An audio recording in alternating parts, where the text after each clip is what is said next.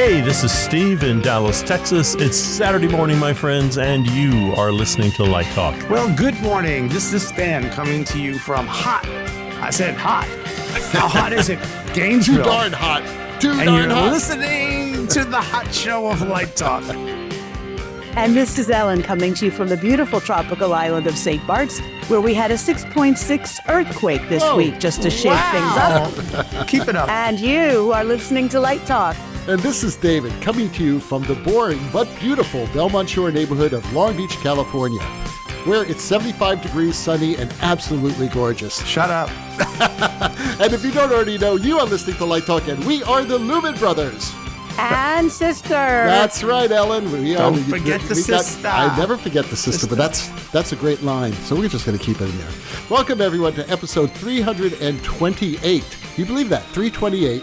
Solidly in the season 7. I still think it's too many. Impressive. It's too many. Jared's saying, oh my God, what did I get myself into? Anyway, speaking of Jared, today we have a very special guest, lighting designer, Jared A. Sayeg. Jared, welcome. Where are you coming from? Thank you so much. I am in Los Angeles, and it's currently 85 degrees and sunny.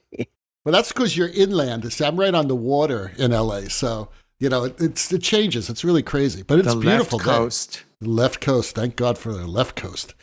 Anyway, so Jared, thank you for being with us today, and we are so excited you were here. And you do a lot of work here in LA, as our listeners will find out pretty soon. And you just opened a great musical at Pasedena Playhouse, right? Yeah. Oh, yes. A little light music. Oh, beautiful show. Great show. A good friend of mine was the scenic designer on that show. Wilson Shen. Yes. Absolutely. Wilson and I have done a few shows together, and he's a wonderful person and a very talented man. So we're going to be talking about that and more later. But before we get started, just for our listeners' pleasure, Ellen, could you please tell our listeners a little bit about Jared?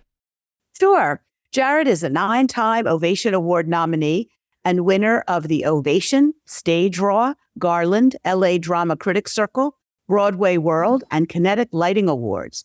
His work has been seen on Broadway, regionally, internationally, and overseas. Broadway designs include The Illusionists, Bravo Bernstein, and Gotham Glory. In London's West End, he designed the special engagement of Rolling with Laughter at Her Majesty's Theatre, plus subsequent productions in the UK. He was on the design teams for the US transfers for the Broadway productions of Primo, Andrew Lloyd Webber's The Woman in White, and the national tour of Blithe Spirit, starring Angela Lansbury.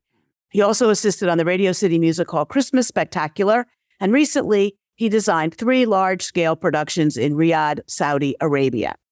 Other projects include over 18 productions for Holland America and Norwegian Cruise Lines, the NBA All-Star Game, LA Lakers, the LA Auto Show, and in 2008 he had the honor of lighting Pope Benedict XVI for the Papal Rally in New York City with Marilyn Lowy. He is the principal designer for the USA International Ballet Competition, held every 4 years, as well as regional ballet festivals held annually with over 50 companies. He creates the lighting for the nationally touring music group The Company Men, and has served as designer to artists such as Sutton Foster, Jason Alexander, Barbara Cook, Martin Short, Liz Calloway, Lorna Luft, Betty Buckley, John C. Riley, and Larry Owens. His architectural and event designs have been seen in restaurants and touring exhibits, as well as the Long Beach Aquarium of the Pacific. Jared is a member of the Association of Lighting Designers in the UK, and he became the youngest member of the United Scenic Artists Local 829 and serves as vice chair of the Western Region Executive Board. Welcome to Light Talk. Hey, Jared. Wow. Hey, Jared. Yeah, it's great to have you. Thank you so much. It's a pleasure to be here. Well, that's great, because being here under duress is no fun whatsoever. There's one thing we'd like to clear up, because in your bio, it says that you became the youngest member of United Scenic Artists Local 829. We're all members of USA 829, and we have a little bet going. We all are guessing how old you were when they actually indoctrinated you into 829. So, Stan, what do you think? How old was Jared? Oh, we're guessing. I'm going to say 31. Okay. Steve? It can't be 31. I'm going to go with 23. Okay. Ellen? I'm going to go with 19. All right. And I'm going to go with 7. So, so Jared, who's the closest? Well, it's between David and Ellen. Oh. I applied when I was 17. Wow. And I was admitted at 17. I think I received my stamp and all that once I was actually 17 and a half or something like that. See, I thought Good for you. they'd put the stamp on your birth certificate. You know, since just how did that happen? Did you bring a show to New York or something like that? I mean, how did that happen? No, it's really it's part of a much larger story of how I kind of got into the business and got started. But in a nutshell, the way I found myself into the business, my sister's a ballet dancer. When I was 5, 6 years old, I went to the theater, saw her in The Nutcracker, at a huge production that's been running annually for decades, and saw the show, one of the first experiences I've had in the theater. And it was magic. Everything was real to me, from the snow falling, et cetera. And then as a family, we went backstage afterwards at the end of the show. And I peered through the loading doors and saw the cross-section of everything upstage of the proscenium. And my mind was just absolutely blown away, being at that age, having just experienced the show and, seeing the fly loft and everything. And I was hooked. And all it was I was like, I just want to hang out back here. It was like my new playground. And I kind of begged and pleaded with her ballet company to let me hang out backstage. And their company manager introduced me to the prop master and let me hang out backstage. And this was at a union house. And I became the unofficial, prop assistant way off stage, and kind of befriended the crew there. And every year, they invited me back there. I was like, they had adopted me. And, I got to, hold the clipboard and check off the props. And then, the next year I got to do a little bit more and a little bit more. And of course, everyone on the crew was teaching me things and I was asking millions of questions. And then, one year I got to run the smoke machine and, just kind of egged on.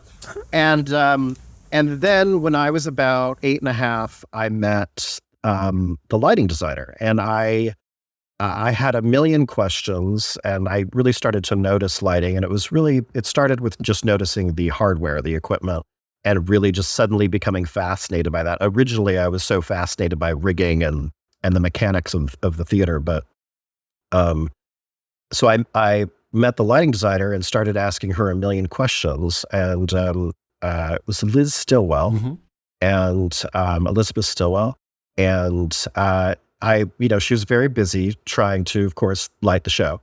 And I was asking her 20,000 questions. And then she just said, without missing a beat, she said, okay, why don't you give me your phone number? And if you like, you can intern with me this summer. And that's actually what happened. And I remember my very first lesson, my parents actually met her, dropped me off at her home office. And, it was, I was like 10 years old. And I remember my very first lesson was she just sat me at her enormous drafting table. She went away for a few minutes, got a old drawing of something she did in the early 70s. I think it was Streetcar Named Desire. And she laid it down. She got a piece of blank vellum and she said, I just want you to retrace this entire plot just with a pencil, just to get a feeling for everything on the drawing and making those connections. And then, of course, jumping years forward, I became her assistant and her associate, and we became design partners. Liz was a renowned lighting designer of dance. She was the first associate designer of LA Opera, with the first Verilight rig in the theater. And she was my mentor, and she trained me. And so Liz, I was very driven. I was very passionate. I just loved the theater. And Liz had a very busy career. And she was designing dance, opera, musicals, mostly in Los Angeles, but nationally. And she was just, we'd get in the car and she'd take me to a tech rehearsal, and everything from, back in the day to doing manual tracking to moving light tracking to calling follow spots to, jumping in wherever it was needed. And it was the best education I could ever have asked for. Sidebar, which I won't go into great detail, but I had this obsession with Phantom of the Opera, the production. And I saw it right when it opened. And I built a theater originally it was in the house in the spare room, and I draped up towels and curtains and, trying to recreate the auction scene. And then I was moved out to this side room in the garage because I was driving my parents crazy. And I had an incredible family. Notably, I had a grandfather who was an electrician and another grandfather who was a carpenter.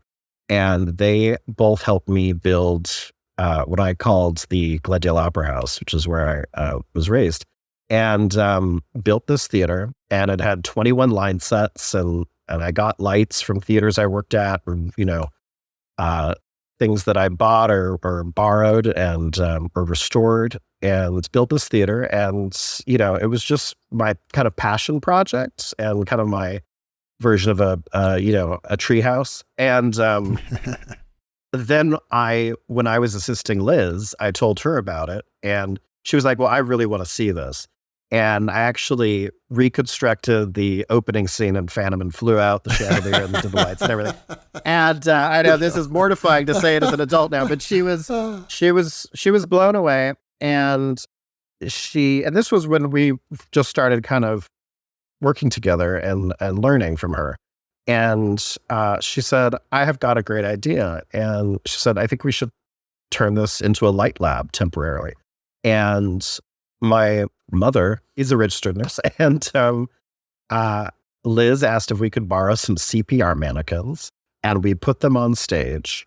And Liz came over and brought this enormous box of pieces of gel and another large stack of art books of various types. And one of my first and most profound lessons from her that sticks to me to this day was, she said, okay, pick a book and, pick a painting and one of these books. And so I did. And she said, okay, great. Let's recreate the lighting in this painting.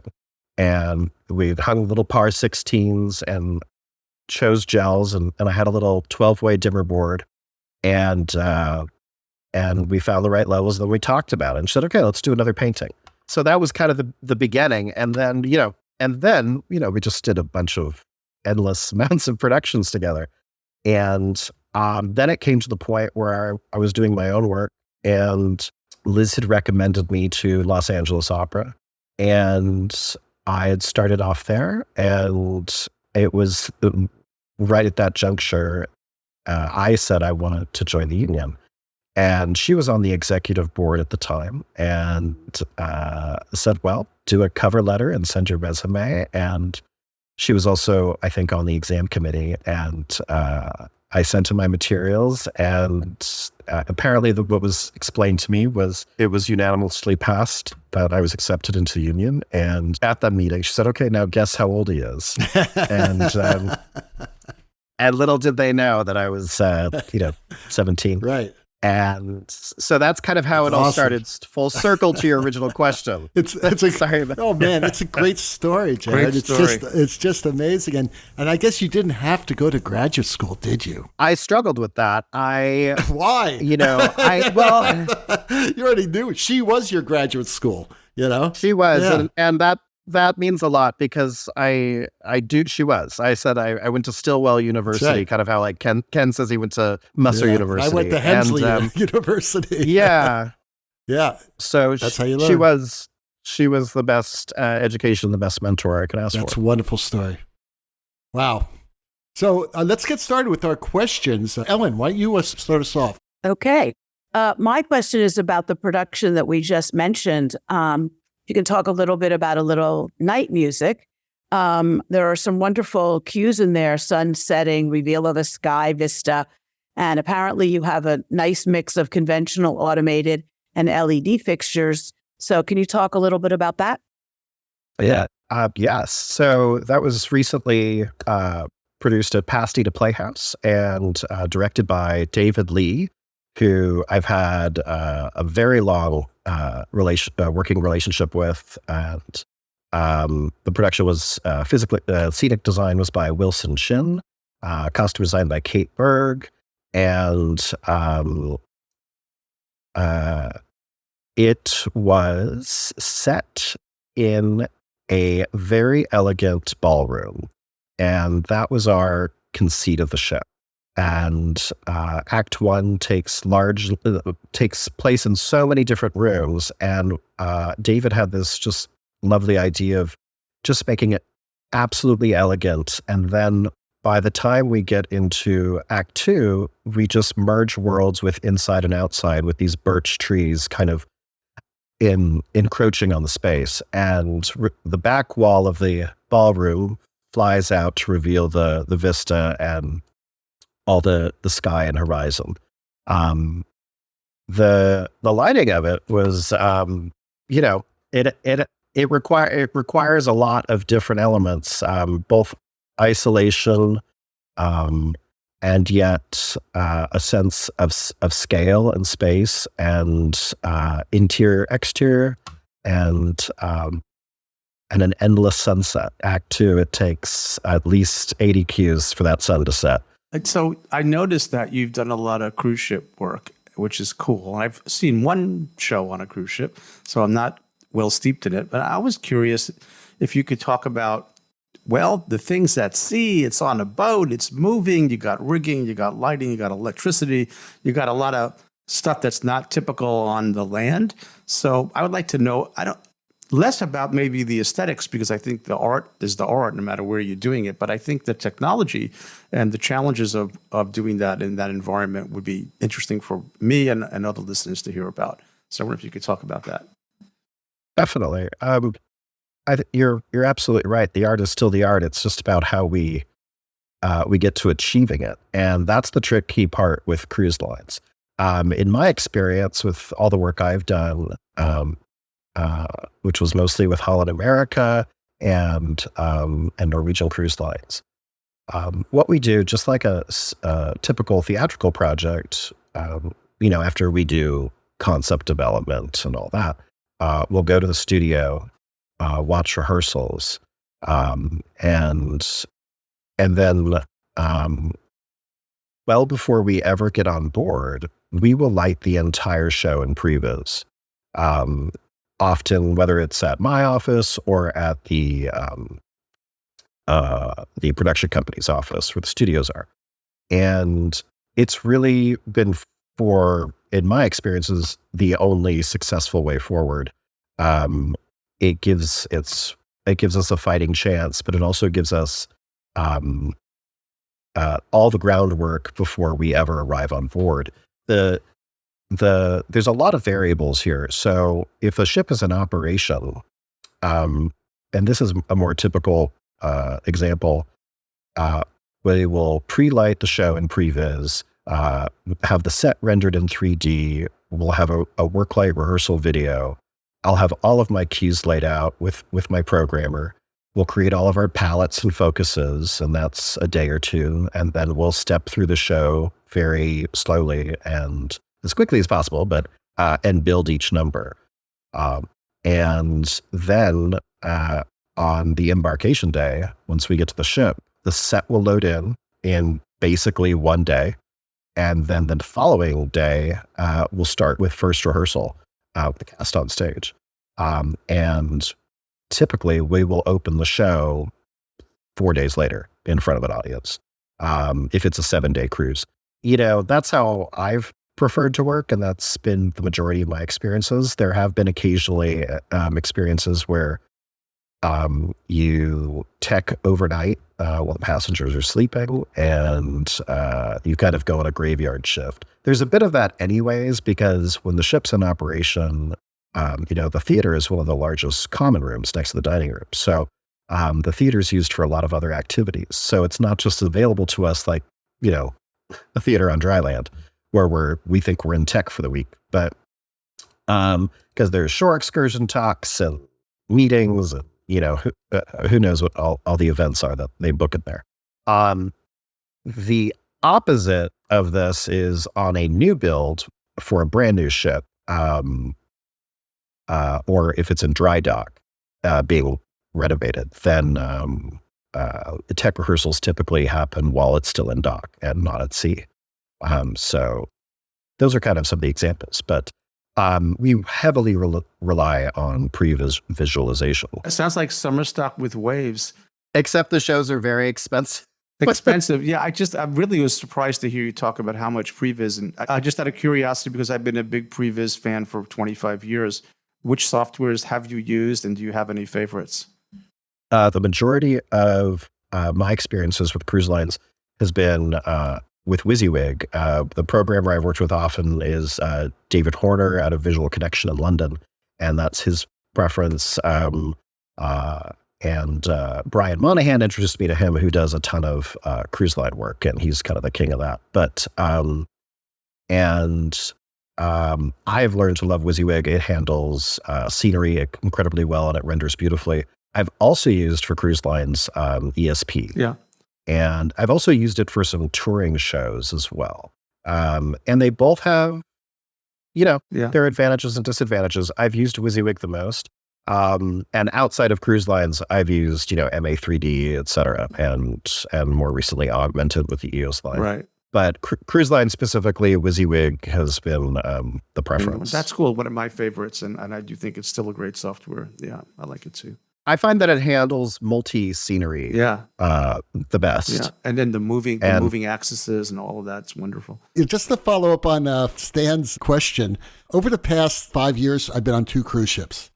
And I've seen the shows, and one was the Norwegian Caribbean's Bliss. It's a terrific cruise up in the north of Alaska, and I saw the out of town tryout for 6 on that ship. So it was pretty good. I mean, it was a terrific production, something that I wasn't expecting. I must say, it was a nice surprise. Same. Yeah. And then a few weeks ago, my lovely lady and me, we went to a cruise out of Galveston, and we saw I believe it was the Royal Caribbean's Allure of the Seas, and they were doing Mamma Mia on it. Okay. Oh, yes. And I think this is an old production. I think this has been on the cruise lines for a while. Now, I know you didn't like 6, but you didn't like Mamma Mia either, right? No, that was very likely the wonderful Ed McCarthy. Yes, and you know something? It was extremely well lit, but there was something that was happening that would have driven me absolutely nuts as a lighting designer. It certainly drove me absolutely nuts as an audience member, and that is it's a big moving light rig, of course, and he had all these gobos, like these blind gobos on the set behind the actors, and they were shaking the entire time. And I was saying, are these lights broken? What's going on? Are they not being maintained? But you know something? We figured it out, that it's probably the vibrations. Yeah, it's the friction of the water. And you find that as a problem or as a challenge? It's a challenge. It's a challenge, and I would say that's just as you do more projects on ships, you kind of learn to how to make a call on that. It's like, should I really put tightly focused shutters on these walls? Yeah. From the balcony rail position, or where will it be less obvious? So, but there's always going to be friction. So. Yeah, this I was not exaggerating. It was really annoying. That sounds like rough water. No, it wasn't. The water's actually, I think it was the vibration of the engines, to tell you the truth. And it was coming from a front of house bridge position. But it was, I would have said, find another position. I don't know if you ever see that when you first preview a show and the show's running, or you just see it in dock when it's docked. I don't know how that works. I assume that the designer was on, but who knows? Maybe there's a change in the engines. Who knows? It is very challenging. I can imagine. I have a curiosity follow-up on that. I've only been on one big cruise, and it was Holland America, in fact, and it was up in Alaska. I don't remember the show, but I noticed that the dining rooms, you said the 2 biggest community spaces were the dining halls and the theaters, And I think I noticed that More often than not. And I think I noticed that the dining room space was in the stern of the ship. Yep. And I, the I aft suspect section. that the theater was in the bow. Is that traditionally common? The theater typically on Holland would be forward. Yeah. And the dining room would be either more midship or aft. Yeah. Interesting. I'm wondering if that has an impact on the whatever it is that's causing the vibrations or. Well, in this impacts. case, it was all the way aft. It was aft. And it wasn't in midship. No, it was all the way aft. So it's just, I can imagine there are a lot of challenges. And I've spoken to a lot of the technicians, and I met a lot of musicians on board and met a lot of technicians on board. I will say that's something I'm not really part of, but one of the biggest challenges is maintenance. Yeah. Mm-hmm. And yeah, because those ships are in operation a lot, constant. Yeah, year round. So, yeah, I think I spoke to some techs on that Holland trip, and they said to me, "That is our biggest." They said, "Yeah, we don't have enough people to keep the show in the condition we'd like to keep it in." Right. Yeah. It's gotten better with LED technology, but there's still a lot of moving parts, and just like any production needs maintenance. I was curious about the rigging and how that works and keeping that stable on a moving ship. I try and stay out of that. But I bet that's a specialty or subspecialty, for sure. Another thing is like the theater consultants who work on the ships always have to argue for more height. The ship owners don't always want to give up another deck, as it were, for that space for above a grid. So that was always a challenge too. Was more cabin space, the better. That's what the fight usually is. Oh my God, a drawing came out this week for like this new, I don't know if it's something of the seas. And it's got like over 5,000 passengers. And it just looks to me like a floating nightmare. But I'll bet they'll have a hell of a theater on there. The allure was 5,000 pounds. Too many people. People. And most of them children, by the way. Right. So Holland, America, all the time. To me, I love it. Yeah, I'm a fan. I liked Holland. I did. I've been on a couple of Disney cruises. We did 2 from LDI that were tech cruises where we did all the tech spaces. And the Disney ones are cool because they have, one of them had that restaurant that had changing walls. We went in and it was all black and white. And by the end of the meal, it was all color. And including the waiters' clothing as they turned their vests around. And then one had the talking turtle, one of those animated things where the actor is behind the wall and they can see you. So it's a little kid sitting there and they go, "Hey, dude, what's your name? What is that talking turtle from Disney?" Anyway, and the kid's like, "Oh my God, you're talking to me." And they go, "Yeah, David, are you here with your mom today? Where'd you get that cool red T-shirt?" And the kid is like, "Oh my God, that turtle is talking to me." So there's a lot of technology on those ships that's just not your normal run-of-the-mill stuff. But you know what really blew me away? The How They Do It show about the food. Oh, yeah, that's wild. That is just mind-boggling what they do in the kitchens. There's one on Netflix. Yeah, there's a documentary. I don't know, Jared. Have you been in the kitchen prep at all when you're working on? I have. I've been in a couple galleys. Yeah. It's impressive. Well, a few months ago, they found a corpse in the kitchen. No. Oh my gosh. They didn't put it in the morgue, and they just kept it in the damn kitchen, off to the side in the refrigerator. Yeah, that wasn't good. Now there's a story. and that's the problem. Nothing to do with Jared's lighting, but okay. It's the high seas. I mean, anything goes on the high seas. You can work people to their death. I thought they just threw you overboard if you died. What the blank? Burial at sea. Anyway, if the lighting's bad, they'll throw you overboard. I'm sure that comes up in Jared's programming all the time. Right. Anything goes on the high seas. Make it a 3 count. Can you talk a little bit about what you have discovered from working on the West End and how that is perhaps different or not different from working on Broadway? Well, my favorite example would be, in the UK rather, not so much the West End, but in the UK they'll ask, where would you like that fixture about? You say, about there. On Broadway, the answer is 17 feet 6 inches. So that's the biggest difference. I think It's really interesting. Everyone arrives at the same end product, I feel, whether it's on Broadway or on the West End. The process is, I think, more organic in the UK. The collaboration seems just, I don't know. I guess organic. I don't know. It's we're definitely very system based in the US, and I've just definitely been influenced on how to work with fellow collaborators from observing others in the UK. What about your relationship with the programmers? That's a great question. I think it's the same whether it's regardless what country, but I think the relationship with programmers are absolutely invaluable. I mean, they are the core of your team. I mean, just like a production electrician, but when you're seated at the tech table, the programmer really is a lighting designer, and a very good one if you've asked them to come on board with you. And you have to have absolute trust, and everyone has their own style of working. I know command line very well, but when you are dealing with a multi-hundred unit automated rig and media servers and all that, you need to rely on your programmer to do what they're going to do. And they're going to be right there with you every step of the way to support you however they can. So it's really critical that you have trust, and they also understand the show as much as you do, so that you can both move forward together really effectively.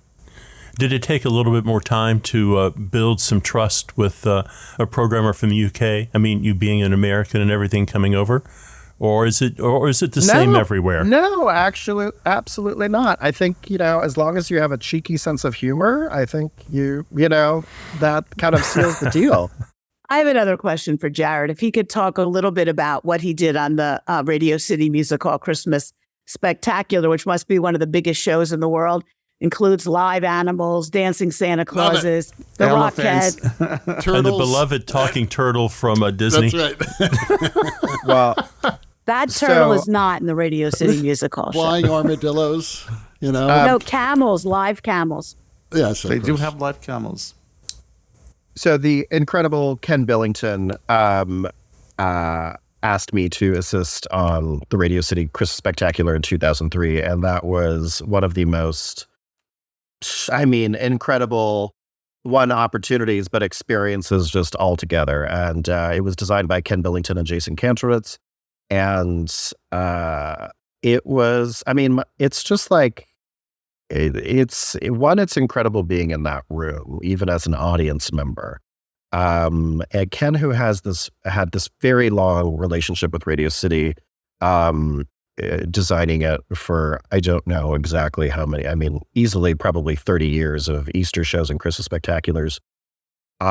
So to work on something of that scale at what is considered, I think, the largest theater in the United States, where the proscenium is beyond 100 feet wide, and there's like 100 plus line sets of scenery and elevators that exist nowhere else on the planet that can do the most extraordinary things. It was such an education working on something of that scale. And at that time, it was still a mix of conventional and automated lighting. We did not have LED fixtures at the time, so we were still largely tungsten based, for a huge amount of the drops and system lighting. But it was amazing to be part of, but it was amazing to observe the process, because it really takes more than a village to put that show on. And for anyone who's seen it, there's a lot going on. There's a huge crew, there's tons of scenery, and Ken's lighting was absolutely beautiful. And that there was really a kind of a clear division, because Ken handles everything so beautifully, but Dave Grill was handling really all the automated lighting, and John DeMuse and I were the other assistants and associates, and kind of just making sure everything kept moving forward. But I mean, even just watching the stage management team on that was incredible, because it's like doing a musical on Broadway on steroids times 100. How long is the production process on that? When did you guys crank up for the Christmas Spectacular? So this was 2003, so don't hold me to fact check. Sure. But I think we teched for 2 weeks, and it was a pretty lengthy load in.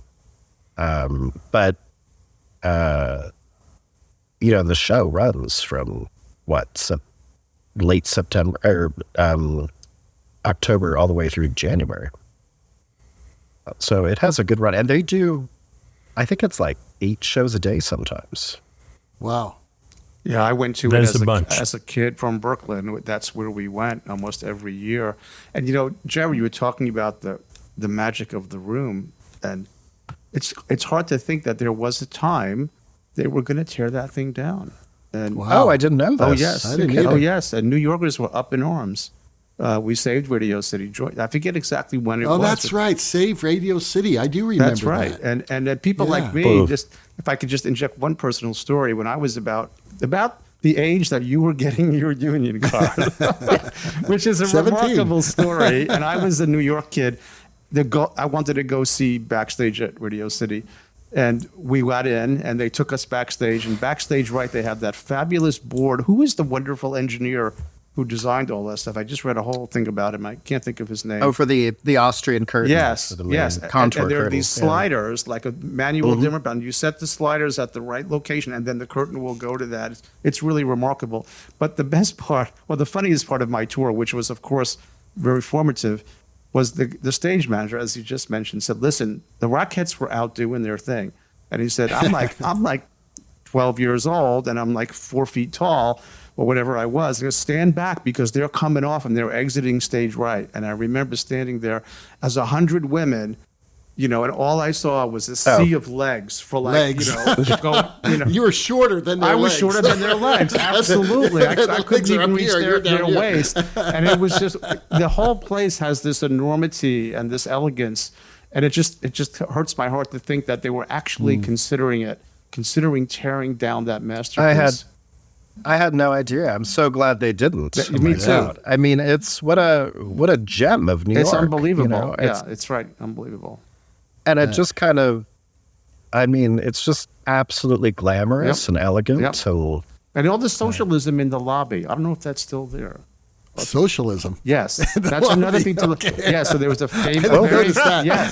very famous socialist artist from South America whose murals decorate right. the Okay. lobby. I thought you meant there were like people there I with berets did holding too. their I said, cigarettes who backwards. the hell's there? Who's in this lobby?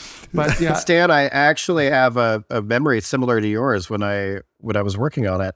We were in tech, and we were in a scene, and I think it was the reindeer scene with all the Rockettes, and there was a side light that was just hitting some soft goods, unsightly, and we were trying to find out which. I mean, we're talking about over 1,000 channels of fixtures, right. and so the process of illumination takes a little bit of time. And we could not find it. And so Ken said, would you just go on stage and see if you can figure out where it is? And the one, that's a long walk from the tech table. It is. and then I get on stage and I'm, looking at every bay of sidelight to see if I can find it. And then there is all, 100 Rockettes, or what seems like 100. Right. In a perfect line, and there I am, me with my radio and headset, and I'm just like, "Hello, lady." It's unbelievable. That place is just so full of magic. And since we're talking about Radio City, Jared, tell me. I remember something very magical from I think it was the Christmas or the Easter show. But there's a point where the orchestra, the lift comes up. And the orchestra is actually above stage level. You don't know it, but they're on a platform. And it's like, wow, there's the orchestra. We haven't seen them. You see the orchestra up above zero, if you will. Then it goes down, and you think it just went back into the pit. But what people don't know is that in the basement, you can move all the elevators can connect to each other. So the orchestra is tracked upstage, right? Because they're on their own air-castered platform, and then they rise back up, and then magically they're behind a cyc in silhouette. And at first it's dark to Ken's lighting, and you're like, that's just a fake thing, right? Then you realize there's the conductor, and you're like, oh no, how did they get from there to there underground? I mean, the place is just magic. Is that correct? Yeah. Is that in the Christmas show? Do you remember it? You're absolutely correct, and that's exactly what we did. They may have changed it now. I'm not sure, but I'm guessing they haven't. It's so definitely miraculous. It's definitely regarded as one of the greatest reveals in the show. Yeah. And all that, the orchestra is, fully. It's 110 people or something. Right? Yeah. They're fully independent. Yeah. So they once they come down in the pit and they track upstage in the basement, and then for their second reveal upstage. It's just so memorable. Even to this day, I can picture it in my. It's definitely a theater magic moment. Yeah. That stays with you. It stays. So Jared, we're kind of running out of time. If there's one question, I'm going to throw you a softball, or maybe a hardball. But suddenly it's going to be a surprise. We're talking about technology here, and we talk a lot about technology on the show. Since we all embrace it and use it. And Stan and Steve and I, we're sort of near our end of our careers as lighting designers. And you're really sort of like in the really exciting moment of your career. I mean, you've got many decades ahead. And God willing that you're going to continue your successful career. And there's no doubt that you're a great artist. But right now we are experiencing a very, very dynamic and exciting moment in technology with artificial intelligence. And we would like to know how you are going to be, if you're using it now, if you plan on using it, how would you use it? Are you just waiting to see what's going to happen? Just give us your views about the future of lighting design using artificial intelligence. Well, it's a great question. To be candid, I have not personally utilized it in any way. However, where it's coming into my world is from scenic designers. So, at least theatrically, a lot of scenic designers are jumping on this AI bandwagon to, in early design development, throw in all these potential conceptual ideas and see what AI renders. And they tend to use that as a springboard for, okay, here might be option A, option B, or option C on which way we want to move in. And I do think that is a very useful tool. And I'm all for utilizing technology. What concerns me is, I guess, part of being an artist or someone who is creating is it's doing the creation for you.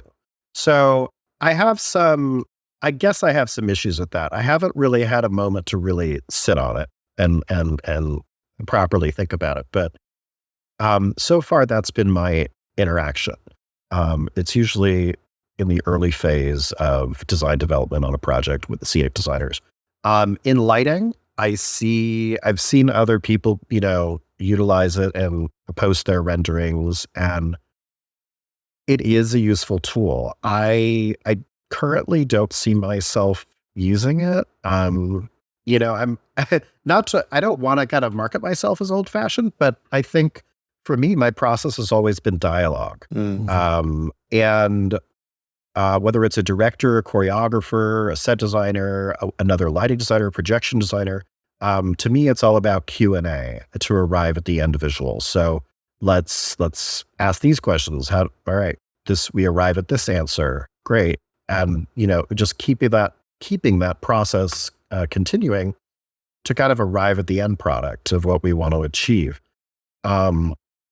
Again, I think it's an amazing tool. I have not personally used it yet. I will be interested to try that out. so much of what we do as lighting designers is we premeditate our work. We read the script, or we watch the choreography and the movement. We listen to the score, and we pre-visualize everything in our heads, and we cue it in the script, or we cue it on paper. And then more often than not, we get into the theater and we start building Q1 with our team. And we build what we had planned, and then you also have these moments of discovery and or revelations of maybe a new direction to move in, or jazz. a direct, We call it jazz. jazz, or a director throws you a curveball, and let's set this on the moon now, and that I kind of thrive on. It's like being able to quickly adjust. I don't think I really want to, at the tech, to be like, okay, wait, give me a moment. Let me just jump this into AI and, show you a picture. Okay, I got a hypothetical for you, Jared, because you're talking about the dialogue with the director and the team and everybody. This is a little bit maybe delicate, but could you imagine, and would you guess there might be some joy in it or jazzing, if you could talk to the light board directly, and it would be like your genie, your wish is my command? You would it's a short answer. Okay. One, I'm really adamant about this. I have enormous respect for programmers. They're a huge part. They've been a huge part in shaping our industry since we invented automated gear. Right. And it is incredibly complicated. So a huge part of their job is interpreting what we're after and quickly and efficiently executing it beautifully and smoothly. So we don't actually need to worry about the endless matrix of programming and code that goes into that. Mm-hmm. Here's the thing. Let's say we get there and you can talk to the console and be like, great, let's take all the moving light washes and put them downstage right in blue. Lovely. I'm sure that will be achievable. That's what I'm talking. That's what I'm talking about. Yeah. Yeah, but here's the thing. That only gets you so far. Yeah. So, a show will likely transfer or tour, and when it's being built, you need to specifically build it to tour and palletize it as such. Mm-hmm. So it all starts from the beginning of how you're laying the show out. Mm-hmm. And I don't think the consoles will ever probably get there. Right. And I don't think that's a disadvantage. I just think that's part of the process of what it is we do. And also, when I'm in tech rehearsal, I really don't want to be talking to the console loudly and looking like a crazy person. Yeah. Wow. So I mean, forgive me to the manufacturers if everyone's moving that way, but I don't know. I don't know. I'm purely speculating here. It's just no. I think it's a really fascinating question. Yeah. I don't want to talk to the console. I mean, it's for the same reason that I don't think a sound operator or designer would ever talk to their mixing console. Yeah. I mean, granted, that involves noise, but I think it just the kind of the nature of the function of our jobs. It also you can't have a drink with the console after the rehearsal either. No, and that's a huge part of Right. it is the teamwork, and the social experience, and also just the sense of accomplishment of what you're doing together. Yeah. And also the biggest thing is you get a second set of eyes with a programmer. True. And I mean, there's a reason we often have them in the balcony, is they're taking care of the floor for us, and while we're in the middle of the stalls or the orchestra, and communicating with the director and all that. So the console, I don't see. I mean, maybe well after my lifetime, but or maybe just to make the blue wash downstage right, the simple stuff, right? Yeah. I'm sure that's very achievable. I personally don't really want to work that way, because I really like the interaction with colleagues and with programmers and associates and assistants, and also it's more eyes on the stage, which is the invaluable thing. And this is what I fear personally, that we will reach that point, and before you know it, you're not going to be the one talking to the light board, but the director will be the one. And now good directors, as we all work with, love this jazz, this band that we have when we create shows. You know, they thrive on that. But I could see that some people would not do that. They say, let's go, give me the lighting fee and I'll just do it, and that's what I'm concerned about, to tell you the truth. Well, there's definitely some of that in the opera world. But yeah, I'm just bringing it up. A daunting thought. It is a daunting thought. I said it was a delicate question, however I phrased it. A dangerous right, but there are directors now like Robert Wilson that basically do their own lighting, and I imagine that most of them don't really want to. Oh, I don't. Because they don't. I don't think that would be the case in Wilson. I don't think that would be the case in Wilson's case. I think no. But I mean, he'd love a console that he could talk to, I'm sure. Then he wouldn't have to go through the lighting designer at all. But that's right. I think most, I can't imagine that most directors really want to do the lighting. No, I think I'm jumping the gun here, but even if and when this technology gets implemented, I would expect there would be a lot to get through with the union. Oh yeah, that's for sure. Yeah, just like the union in New York fought automated lighting for a long time. That's right. There will be resistance for sure. Yeah. So, Jared, this has been great. Thank you so much for being with us today. I'm sure the people, our listeners, are going to just love listening to your thoughts. Also, congratulations on all of your accolades and, on some beautiful productions that you have created and more beautiful ones in the future. So, thanks again, Jared. Thank you so much. It's been a pleasure being here. Beautiful interview. Okay. Yeah, really Thank great, you. Good stuff. And stay tuned to livedesignonline.com. That's right. Next week to see Jared's plots and photographs for the beautiful production of A Little Night Music in Pasadena. Wonderful. I've seen those photos. Okay. They're just awesome. It is. Just It's absolutely beautiful. Unfortunately, I was out of the country when the show was on. I wanted to see it, but, what are you going to do? Well, the rocking sounds of the Luminoids tells us that once again you spent another morning listening to Light Talk. You can hear our show on just about every podcast site out there. Check out our website at lighttalk.org and be sure to follow us on Facebook and subscribe to our podcast. That way you will not miss a second of Light Talk insanity. No guarantee is offered regarding the accuracy of any statements or opinions made on this podcast. However, if you happen to take a cruise and find our legal team and decide to litigate us, the Snoot Group with Sparks, Burnout, and Chase will defend us until our retirement funds are depleted. Light Talk is written and produced by the Lumen Brothers and Sister, coming to you from Gainesville, Long Beach, St. Bart's, the City of Angels, and the Republic of Texas. and be sure to join us next week when we talk about more lighting shenanigans and serve you more of our casserole of nonsense. Light Talk, broadcasting questionable Lumen knowledge and humor around the world. So we'll see you all next Saturday morning. Thanks again, Jared, and bye-bye Thank you. from Light Talk.